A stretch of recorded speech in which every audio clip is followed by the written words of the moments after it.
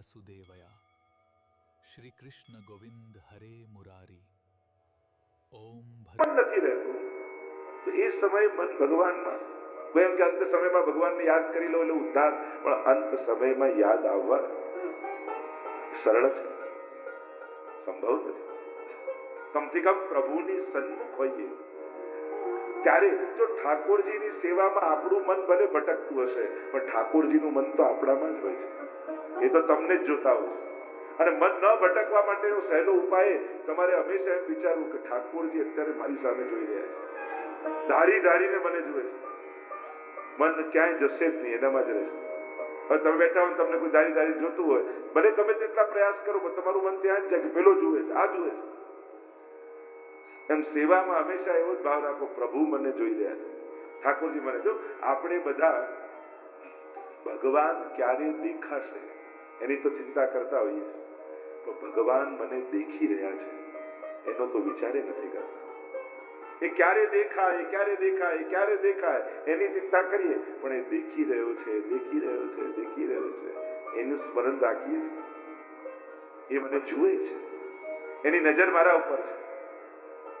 અને ભગવાન જુએ છે આવું જયારે કોઈ સાંભળે તો પાપીને બીક લાગે અને પુણ્યશાળીને આનંદ થાય કે મારા સત્કર્મો કોઈ જોતું હોય કે ન જોતું હોય, મારો ઠાકોરજી જોઈ રહ્યો છે.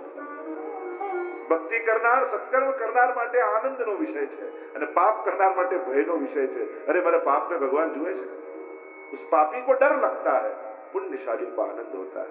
कोई देखे न देखे मेरा ठाकुर जी देख रहा है, ये उसके लिए प्रसन्नता का कारण है. અને એટલા માટે ભગવાનના દ્રષ્ટા બનવા કરતા ભગવાનનું સુંદર દ્રશ્ય બનો. हम सब भगवान के दृष्टा बनना चाहते हैं. सबसे पहला उसका उत्तम और सुंदर दृश्य बन जाओ. આપણને તો ભગવાનને જોઈને આનંદ થાય, પણ આપણું જીવન એવું થાય કે આપણને જોઈને ઠાકોરજી રાજી થાય કે વાહ મારો વૈષ્ણવ આવ્યો. એટલે ઠાકોરજી એમને વાલા વૈષ્ણવ જ છે ને. મહાપ્રભુજીને પૂછ્યું કૃષ્ણદાસ મેઘને કે પ્રભુને શું પ્રિય છે ને શું અપ્રિય છે, તો એમાં કહ્યું કે પ્રભુને બે વસ્તુ પ્રિય છે ને બે વસ્તુ અપ્રિય છે. પ્રિય શું છે તો મને માખણ પ્રિય છે ઠાકોરજીને, અને બીજું ઠાકોરજીને એમના વૈષ્ણવ બહુ વાલા છે. અને એટલા માટે ઠાકોરજીનો અપરાધ થાય તો વાંધો નહીં, ગુરુ કા अपराध हो जाए तो कोई बात नहीं, पर वैष्णव के अपराध से डरना. વૈષ્ણવનો અપરાધ ન થાય એની સાવધાની જરૂર રાખો. હવે ઠાકોરજીનો અપરાધ ઠાકોરજી ક્ષમા કરી દેશે તો ગુરુ છોડાવી દેશે, ગુરુનો અપરાધ પ્રભુ છોડાવશે, પણ વૈષ્ણવનો અપરાધ તો આ બંને માફ નહીં કરી શકે. इसलिए वैष्णव के दोष से डरना. અને શું અપ્રિય છે તો કે ઠાકોરજીને ક્લેશ નથી ગમતો. જે ઘરમાં ઠાકોરજી બિરાજતા હોય ને ત્યાં કોઈ પ્રકારનો ક્લેશ ના હોવો જોઈએ. પ્રભુને નથી ગમતો. અને પ્રભુ નિમિત્તે તો ક્યારે ક્લેશ નહીં કરો. જોને મને સેવા નથી કરવા દેતા, જોને મને આમ નથી, જોને મને આમ નથી. પ્રભુ નિમિત્તે ક્યારે પણ ક્લેશ. કારણ કે લોકો પછી ભગવાન સામે આંગળી ચીંધે, પછી એમ થાય જો આ જ્યારથી ઠાકોરજી પધરાય ને ત્યારથી જ આવું થાય. પ્રભુ તો ખાલી નિમિત્ત હોય પણ લોકો આંગળી એમની સામે ચીંધે, લોકો ધર્મની સામે આંગળી ચીંધે. પ્રભુ નિમિત્તે મહાપ્રભુજી તો એટલું ઉદારતાથી કહે કે તમારા સેવાને કારણે તમારા નોકરને પણ તકલીફ પડતી હોય ને તો સેવા છોડી દો. સેવા કોઈને શ્રમ આપવા માટે થોડી છે, સેવા તો આનંદ के लिए. प्रभु का आनंद और प्रभु को आनंदित देखकर भक्त का सुख, यही तो आनंद और सुख है. प्रभु की प्रसन्नता ही तो वैष्णव का सुख है. इसलिए कभी भी प्रभु के निमित्त से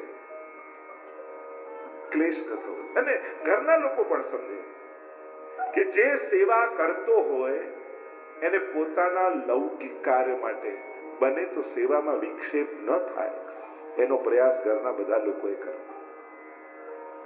કોઈ સેવા કરતું હોય, કદાચ તમે મોડા ઉઠ્યા તો ચા જાતે બનાવી લેવી એક દિવસ. જરૂર થોડી છે કે સેવા કરતા હોય એને છોડાવીને ચા બનાવડાવી. જો ઘરમાં બધા લોકોનો સહયોગ હોય તો સેવા બહુ સરળ છે. બને તો કોશિશ કરજો કે કોઈ ભગવત સેવા કરતું હોય એને લૌકિક કારણથી વિક્ષેપ ન પહોંચાડે. તો ક્લેશ નથી ગમતો. ને બીજું કહ્યું ઠાકોર ધુમાડો નથી ગમતો ઠાકોરજી. એટલે આપણે ત્યાં બહુ ધૂપ દીપ ને આ બધું બહુ જ ઠાકોરજી આગળ બહુ અગરબત્તી ને આવું બધું પુષ્ટિમાર્ગમાં નથી થતું. ઠાકોરજીને ધુમાડો પ્રિય નથી. એમ જે ચર્ચા આવી તો જે આપણે મૂળ ચર્ચા કરી રહ્યા છીએ કે પ્રભુ આગળ, પ્રભુની સન્મુખ લૌકિક વિચાર ન આવે એનો પ્રયાસ કરો. આપણું મન ઠાકોરજીમાં જ રહે. એટલે મન એકાગ્ર કરવા, ઘણી વાર મન ભગવાનમાં રહે, મન એકાગ્ર થાય એના માટે શું કરવું? અને લોકો ઘણા બધા ઉપાય બતાવે કે આમ ધ્યાન કરો, પેલું કરો, આ કરો, આ કરો, કેટલા બધા ઉપાય. પણ મન કોઈ વસ્તુ થોડી છે. મનને એકાગ્ર કરવાનો એકોર્ડિંગ ટુ ગીતાજી જો સરળતમ ઉપાય, સીધો ઉપાય, સચોટ ઉપાય બતાવું તો મનને સાત્વિક બનાવવાની કોશિશ કરો. કારણ કે જેનું મન સાત્વિક હોય એ જ મન ભગવાનમાં એકાગ્ર રહી શકે. રજોગુણી મન અને તમોગુણી મન ભગવાનમાં કે ક્યાંય સ્થિર રહી શકતા નથી. એની રજોગુણીતા એની ચંચળતાનું કારણ થઈ જાય છે, એની તમોગુણીતા એના પ્રમાદનું કારણ થઈ જાય છે. એટલે મનને એકાગ્ર કરવા માટે બીજી કોઈ કસરતની જરૂર નથી. આવશ્યકતા છે મનને સાત્વિક બનાવવા. જેટલું મન સાત્વિક હશે એટલું સ્થિર થશે. અને કામ પ્રભુમાં પરમ પ્રેમ પ્રગટાવો. કારણ કે આપણું મન ક્યાં હોય? જ્યાં આપણો પ્રેમ, જ્યાં પ્રેમ છે, જ્યાં ભાવ છે, મન ત્યાં હોય. માં ભલે રસોડામાં કામ કરતી હોય, બાળક ડ્રોઈંગ રૂમમાં ઝૂલા ઉપર ઘોડિયામાં સુડાવ્યું હોય, ત્યાં હલે ને તો રસોડામાં માને ખબર પડી જાય. કારણ એનું મન ત્યાં છે. તો જ્યાં પ્રેમ છે ત્યાં મન. જો ઠાકોરજીમાં પ્રેમની વૃદ્ધિ કેમ થાય એનો પ્રયાસ કરો તો મન આપમેળે ઠાકોરજીમાં રહેશે. પણ મન કોઈ વસ્તુ નથી કે પકડીને લગાડી દેવું. કહ્યું કે ગોપોના ભરોસે જ્યારે પણ મનને ભરોસે જ્યારે જીવનને છોડીને જશું ઉત્પાદ થશે. આવ્યા છે નંદ બાબા મથુરા, કંસને સમાચાર આપ્યા છે અને ત્યાંથી જઈને વસુદેવજીને મળવા માટે આવ્યા. વસુદેવજીને કહ્યું અને સમાચાર આપ્યા કે બાળકનો જન્મ થયો, વધાઈ આપી. વસુદેવજીએ કહ્યું કે આ રીતે ગોકુલને એકલા મૂકીને કેમ આવ્યા તમે? મારા મનમાં કાંઈક ભય લાગી રહ્યો છે. બને તો જલ્દીથી જલ્દી તમે પાછા ગોકુળ જતા રહો, ત્યાં કંઈક ઉત્પાદ થશે. અને અહીંયા કંસે મોકલેલી પૂતનાએ પ્રવેશ કર્યો. સુખદેવજી વર્ણન કરતા કહે કંસેન પ્રહિતા ઘોરા પૂતના બાલ ધાતી શિશુશ્ચચાર નિઘનંતિ પૂરક્રામ વ્રજાઈષુ. कंसेन प्रहिता घोरा. कंस की भेजी हुई कैसी है? घोरा. देखो ये दो पात्र, एक रामायण का और एक भागवत का, ये दोनों पात्रों से सावधान होने की आवश्यकता है. આ વ્યક્તિઓ નથી, આ વૃત્તિઓ છે. એક છે ભાગવતની પૂતના અને બીજી છે રામાયણની મંથરા. આ બે વૃત્તિઓ સમાજમાં સતત કામ કરતી હોય છે. એક છે પૂતાન નયતિ ઇતિ પૂતના, મનમાં જાગેલા જે પવિત્ર વિચારોને લઈ જાય એ પૂતના વૃત્તિ છે. ઘણીવાર મનમાં ઉત્તમમાં ઉત્તમ સંકલ્પો જાગ્યા હોય અને ક્યાંક કોઈને મળ્યો ને તું હમણાં સેવા, હજી તો તું નાના છો, હજી તો તારે આમ બાકી છે, હજી તો તારે આમ છે, હજી આમ કરીને તમારો પવિત્ર વિચાર નહીં. તમને એમ થાય કે દાન કરું, મદદ કરું, આ કરું, અરે અપાતું હશે, ક્યાંય કઈ નથી ઠેકાણે વપરાવાનું, આમ કરીને તમારા મનમાં જાગેલા જે પવિત્ર વિચારોને હરી લે એ પૂતના વૃત્તિ છે. ત્યારે સમજી લેવું કે પૂતના કોઈ રૂપે સામે છે. અને મંત્રા એટલે જે ખોટા વિચારો આપી જાય એ મંત્રા વૃત્તિ છે. બધું જ બરાબર હોય તો કોઈ એક વ્યક્તિ એના વિચારો દ્વારા બધાને છૂટા પાડી દે.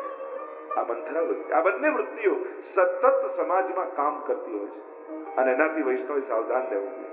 તમારો ઉત્તમ વિચાર એ તમારા ઉત્તમ મનની એક એની ફલશ્રુતિ છે અને એ કોઈ હરી ન જાય. જો કોઈ ઘર બગાડી જાય તો નુકસાન નથી, કોઈ ધન બગાડી જાય નુકસાન નથી, કોઈ કપડા બગાડી જાય નુકસાન નથી, કોઈ ગાડી બગાડી જાય નુકસાન નથી, પણ કોઈ મન બગાડી જાય ને એ બહુ મોટું નુકસાન છે. કારણ કે જયારે મન બગડી જાય છે ને પછી માણસને કોઈ શત્રુની જરૂર નથી પડતી, એનો મન જ એનો સૌથી મોટો દુશ્મન બની જાય છે. એટલે વસ્તુ બગાડી જાય એને નુકસાન ન માનતા, પણ મન અને બુદ્ધિ બગાડી જાય ને એને બહુ મોટું નુકસાન માનતા. हरिराज तो शिक्षा पत्र में बारंबार समझाते हैं, भाव ही निधि है, उसका रक्षण करो, यानी रक्षा करो તમારા મનની, કે તમારા મન ઉપર કોઈનો ખોટો પ્રભાવ કે વિચાર ન લાગી જાય. यहाँ पूतना ने प्रवेश किया और पूतना यानी अविद्या. महाप्रभु जी समझाते हैं सुबोधनी जी में, मूर्तिमंत अविद्या का स्वरूप पूतना है. मैं अरु मोर तोरते माया, वही तो माया है, वही तो अविद्या है। और ये अविद्या पंच परवा है, यूं कहा 5 पर्व છે અવિદ્યાને બાપુજી સમજાવે. દેહાધ્યાસ, પ્રાણાધ્યાસ, ઇન્દ્રિયાધ્યાસ, અંતઃકરણાધ્યાસ અને સ્વરૂપ વિસ્મૃતિ. આ 5 અધ્યાસ રૂપ પૂતના જ્યાં સુધી આપણા જીવનમાં છે ત્યાં સુધી જીવનો રાસમાં પ્રવેશ થઈ શકતો. એટલે પ્રભુ જ આ અસુરોને નહીં મારે, વ્રજ ભક્તોની ભીતર રહેલા એક અધ્યાસને મારશે. જેમ ધનુકાસુરને મારે તો એ છે દેહાધ્યાસ, એટલે દેહાધ્યાસ કરે. કાલિયેનું દમન કરે તો એ છે ઇન્દ્રિયાધ્યાસ, એટલે એને ઇન્દ્રિયાધ્યાસ કરે. એમ એક અસુરને મારી ભગવાન જ ભક્તોની ભીતર અધ્યાસોને દૂર કરે છે. કારણ કે અવિદ્યા અને માયામાંથી જાતે મુક્ત થવું સંભવ નથી. જાતે મુક્ત નથી થઈ શકાતું. એ તો પ્રભુ કૃપા થકી જ મુક્તિ મળે. એટલે ભગવાન જ ભક્તની અંદર પોતાનું ભક્તપણું સંપાદિત કરે છે. દેહાધ્યાસ એટલે દેહને પોતાની જાત માનવી કે જીવીએ છે ત્યાં સુધી મજા કરો, મર્યા પછી કોણ જોવા આવવાનું છે. યાવત જીવમ સુખમ જીવે તૃણમ કૃત્વા જતમ વિવેદ ભસ્મીભૂતસ્થ દેહસ્ય પુનરાગમન કૃત. ચારવાત્મક તત્વ. જીવો ત્યાં સુધી મોજ કરો, મર્યા પછી કોણ જોવા આવ્યું છે. કારણ કે ગયા એ કોઈ કહેવા આવતા નથી. યુદ્ધગત્વાન નિવર્તન્તે તદ્ધામ પરમમ મમ. ઉદ્ધાર કરો પણ ઘી પીઓ. જન્મ મળ્યો છે, એક જ લાઈફ છે, મજા કરી જાઓ. જો મર્યા પછી શરીરનો અંત હોય છે, જીવનનો અંત નથી હોતો. જીવનની યાત્રા તો ચાલતી જ રહે. જીવન પૂર્તિ નથી હોતી. મુકદ્દરની સમસ્યાઓ મૃત્યુને બાદ પણ રહી ગઈ છે હસ્તરેખાઓ. આ કેટલું લખીને માણસ આવે છે અને કેટલું લખાઈને જાય છે. કેટલા કર્મોની ગાંઠડીઓ બાંધીને આપણે આવતા હોઈએ છીએ. આપણને એમ લાગે કે ક્યાં ખાલી હાથે તો આવ્યા, ખાલી હાથે નહીં પણ હાથમાં કેટલું લખાઈને માણસ આવ્યો. આ હાથથી કેટલા કર્મો કરીને આવેલો છે અને કેટલું લખીને જવાનું છે. કર્મની કલમે ભાગ્ય આપણે જ તો લખીએ છીએ. આપણે ભગવાન કલમ કર્મની આપણને જ આપે છે કે તું તારું ભાગ્ય લખ. એટલે આપણા સુખ અને દુઃખ માટે આપણા સિવાય બીજું કોઈ કારણ નથી. દેહાધ્યાસ, પ્રાણાધ્યાસ, યોગીઓને પ્રાણાધ્યાસ હોય. એમને એમ થાય કે શ્વાસો શ્વાસથી જ બધું ચાલે છે, પણ ભૂલી જાય છે કે બાળક જન્મે તો એને શ્વાસ લેતા કોણ શીખવાડે છે. કોઈ પ્રેક્ટિસ કરાવે છે કે નર્સ જન્મે, બાળક જન્મ લે, હાથમાં લે કે ઊંડા શ્વાસ લે, હવે થોડી વાર રોક, હવે પાછો બહાર કાઢ, હવે કર્યા કર. કોઈ પ્રેક્ટિસ કરાવે? આનાથી ચાલે છે. પ્રાણાધ્યાસ, ઇન્દ્રિયાધ્યાસ, ઇન્દ્રિયોની લાલસા લોલુપતા, ઇન્દ્રિયાધ્યાસ, અંતઃકરણાધ્યાસ, મન બુદ્ધિ ચિત્ત અને અહંકાર અને અંતઃકરણ ચતુષ્ટય કહેવાય.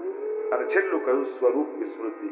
સ્વ સ્વરૂપનું અજ્ઞાન એ પણ એક અધ્યાસ છે. હું કોણ છું? જો વાલ્મીકી રામાયણમાં બહુ સુંદર સંવાદ છે. જ્યારે હનુમાનજી રામચંદ્રજીને મળે છે ત્યારે રામચંદ્ર પૂછે છે કે તું કોણ છે? ત્યારે હનુમાનજી બહુ સુંદર ઉત્તર આપે છે કે દેહ બુદ્ધ્યા તુ દાસોહમ, જીવ બુદ્ધ્યા તદંશક, આત્મ બુદ્ધ્યા ત્વમેવાહ મિતિ મે નિશ્ચલામતિ. देह बुद्धि थी मैं आपका दास हूं, जीव बुद्धि से मैं आपका अंश हूं और आत्म बुद्धि से मैं आपका ही स्वरूप हूं. આમ ત્રણેય પ્રકારની વાત સ્વરૂપ સ્મૃતિ. પૂતના સ્તન પર વિષ લગાવીને આવી, થયું કે ક્યાંય શત્રુને ગોતવો, જેટલા નવજાત બાળક હોય એમને સ્તનપાન કરાવું, પ્રાણોનું કર્ષણ કરું અને આગળ જતી રહું.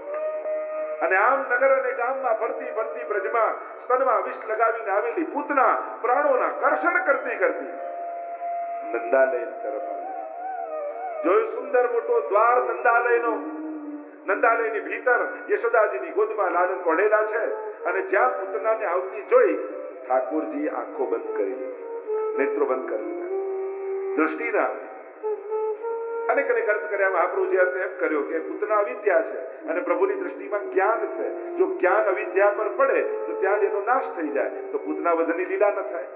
કોઈ અર્થ એમ કર્યો કે મહાદેવજીનું ધ્યાન કરે છે, એમ કહે છે કે અરે હું તો મખણ મિશ્રી ખાવા આવ્યો છું, વિષપાન કરવાનું કામ તો તમારું છે, તમે આવો ને પીઓ. કોઈ એમ અર્થ કર્યો કે ઠાકોરજી આંખ બંધ કરીને વિચાર કરે છે કે મારી માં કેટલી, એક દેવકી માં, બીજી યશોદા માં, ત્રીજી રોહિણી માં, તો શું આ ચોથી માં છે? કોઈ અર્થ એમ કર્યો કે આ તો પુષ્ટિ લીલા છે ને. ઠાકોરજી સોચ રહે મેં તો પુષ્ટિ પુરુષોત્તમ, અને પુષ્ટિ લીલા છે એટલે પુષ્ટિ લીલામાં જીવના દોષ નહીં જોઉં, કેવલ ગુણોનું ગ્રહણ કરીશ. તો વિષ લગાવવું એ દોષ છે, પયપાન કરાવવું એ ગુણ છે. મારે જીવના દોષ નથી જોવા, કેવલ ગુણોનું જ ગ્રહણ કરવું છે. પણ પ્રભુએ નેત્રો બંધ કરી લીધા. એટલે વાત સમજવાની એ છે, ઠાકોરજી દર્શન બધાને આપે છે, પણ નજર બધાને આપતા નથી, દ્રષ્ટિ બધાને આપતા નથી. શ્રીનાથજીમાં કેટલા લોકો દર્શન કરીને જતા હશે, શું શ્રીનાથજી બધાની સામે જોતા હશે? શ્રીજીની દ્રષ્ટિ કોના ઉપર પડે? જે વલ્લભીએ છે. શ્રીજી દર્શન બધાને આપે છે, એનો દ્રષ્ટિ બધાને નથી આપતી. પૂતના પ્રવેશ કરે છે, પ્રભુ નેત્રો બંધ કરી દે છે. આવીને બેસી ગઈ, સુંદરીનું રૂપ લઈને આવી છે અને અલગ મલકની વાતો કરવા લાગી યશોદાજી સાથે. અને યશોદાજીને એમ કહ્યું કે કોઈ ગામની રાણી લાગે છે. જોને મારા લાલનનો યશ કેવો ફેલાયેલો છે. દૂર દૂરના દેશની રાણીઓ આવીને દર્શન કરવા આવે છે. અને વાત કરતા કરતા यशोदा जी को कोई गृह कार्य याद आया और कहने लगी, यशोदा अरे आप मेरे लालन को संभालेंगी? અને આમ કરીને લાલનને લઈને પૂતનાના ખોળામાં આવી ગયા. હું હમણાં થોડું ગૃહ કાર્ય કરીને આવું ત્યાં સુધી સાચું. અને પૂતનાને તો જે મોકો જોઈતો હતો મળી ગયો. એમ તો કહેવાય છે કે આ બલિરાજાની બહેન હતી પૂર્વજન્મમાં, એવી કથા પુરાણોમાં કહેવામાં આવે. અને જ્યારે બલિરાજાને ત્યાં વામન ભગવાનને આવતા જોયા ત્યારે એને એમ થયું કે આના જેવું બાળક મારું હોય તો કેવો આનંદ આવે. એને પયપાન કરાવવાનું. અને જ્યાં વિરાટ બનીને બધું લઈ લીધું તો એને થયું કે આને તો મારી નાખવો જોઈએ. બે ભાવ એક સાથે આવ્યા, બાળકનો પણ અને મારવાનો પણ. એટલે પૂતના બનીને આવી અને ઠાકોરજીએ બંને મનોરથોને સિદ્ધ કર્યા. વિચાર તો કરો, વિષ લગાવીને પય પાનારી પૂતનાને પણ જો પરમાત્મા માની ગતિ આપતા હોય તો જે વૈષ્ણવ રોજ દૂધ ગરમ કરી, સૂકો મેવો નાખી, કેસર નાખી, ચાંદીની કટોરીમાં પ્રભુને ધરે, ઠાકોરજી એને શું નહીં આપે? જે વિષ લગાવીને પણ આપે છે. दात्रोचिताम ततोन्यम कम दयालु शरणम ब्रजेम. कैसे प्रभु है, कौन सी गति दी पूतना को? ઘણી વાર લોકો એમ કે અમારું મન ન હોય ને ભાવ ન હોય ને સેવા કરી આમ તો ઠાકોર થોડી સ્વીકાર કરે. એટલે પ્રભુ ઉત્તમ વસ્તુના ભોગતા છે. हमारे ठाकुर जी है ना, वो उत्तम वस्तु के भोक्ता है. और उत्तम वस्तु का अर्थ होता है कोई साराમાં સારી વસ્તુ એ જ નહીં, તમારામાં જે ઉત્તમ હશે ને ઠાકોરજી એનું ગ્રહણ કરશે. ક્યારેક ક્રિયા ઉત્તમ હશે તો ક્રિયાને જોઈને કૃપા કરશે, ક્યારેક ભાવ ઉત્તમ હશે તો ભાવને જોઈને કૃપા કરશે. પુતનાને તમે જુઓ, એનો કોઈ ભાવ ઉત્તમ થોડી હતો, એને અભાવ નતો, દુર્ભાવ હતો. મારવા આવેલી અને ભગવાને જોયું ભાવ તો દુર્ભાવ છે, પણ આની ક્રિયા માં જેવી છે. માં જ સ્તનપાન કરાવી શકે ને, ક્રિયા માં જેવી છે. એટલે આનામાં અત્યારે ઉત્તમ આની ક્રિયા છે, એટલે ભગવાને એની ક્રિયા જોઈ એને માની ગતિ આપી દીધી. એટલે કદાચ તમારા હૃદયમાં કદાચ સેવા કરતા સમયે ઉત્તમ ભાવ ન હોય, પણ જો મહાપ્રભુજીની રીત પકડી રાખશો તો સેવા રીત પ્રીત વ્રજજન કી. ઠાકોરજી જોશે અત્યારે આનો ભાવ તો ઉત્તમ નથી, પણ આની રીત વ્રજભક્તોની રીત છે, એટલે કૃપા કરીને વ્રજભક્તોની ગતિ તમને રાખી. क्योंकि आपकी रीत व्रजभक्तों की है. सेवा रीत प्रीत व्रजजन की, जनहित जग प्रगटाई और प्रगट भय मार्ग रीत दिखाई. और ये रीत नारद भक्ति सूत्र में कही गई है, यथा व्रज गोपिका नाम. कैसी भक्ति करनी? जैसे गोपीजनों ने करी. और गोपीजनों की भक्ति यही हमारी पुष्टि भक्ति है. सुबह से शाम तक जो गोपियां लाल लड़ाती है ठाकुर जी को, वही तो हमारे यहाँ मंगला